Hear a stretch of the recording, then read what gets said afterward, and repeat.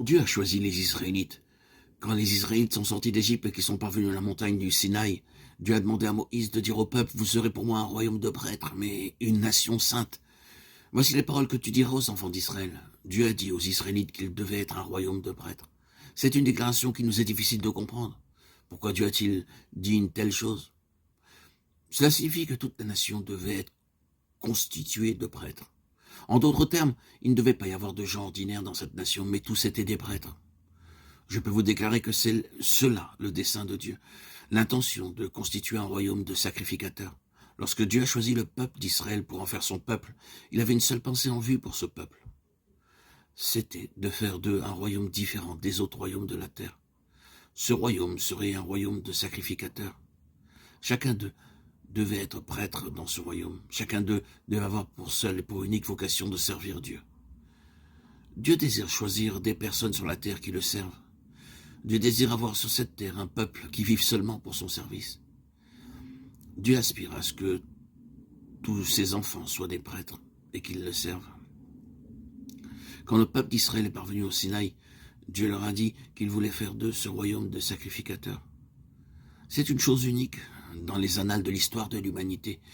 La Grande-Bretagne est reconnue pour être une puissance maritime, les États-Unis comme une nation forte dans le domaine économique, la Chine comme ayant une civilisation fort ancienne, et l'Inde pour sa sagesse. Or, nous avons ici un royaume connu comme étant un royaume de sacrificateurs. Dans ce royaume, tous les hommes et les femmes servent dans la sacrificature. Jeunes comme plus âgés, tous sont prêtres.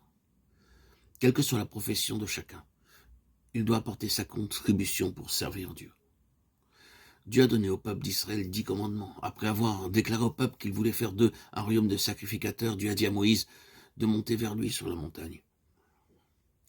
Là, il voulait écrire les 10 commandements sur 2 tables de pierre pour les donner au peuple d'Israël.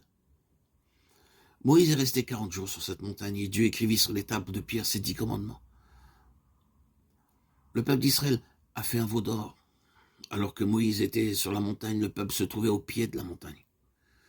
Voyant qu'il tardait, ne sachant pas ce qui avait pu lui arriver, le peuple dit à Aaron, « Allons, fais-nous des dieux qui marchent devant nous. » Aaron les écouta et recueillit beaucoup d'or qu'il façonna pour en faire un veau d'or. Ils adorèrent le veau d'or et dirent, « Voici vos dieux qui vous ont fait sortir du pays d'Égypte. » Alors ils ont adoré l'idole, le peuple s'assit pour manger et pour boire, et il se leva pour se divertir. Ils se sont beaucoup réjouis. En ce jour, ils ont pu voir de leurs yeux un Dieu tout en or fondu. L'être humain a sa propre conception de la divinité, et il veut toujours se faire un Dieu d'après ce concept pour pouvoir l'adorer comme il lui plaît. L'homme aime adorer le Dieu qu'il s'est fait de ses propres mains, et il ne veut pas reconnaître l'autorité de Dieu sur la création. L'homme n'est pas satisfait d'être une créature de Dieu.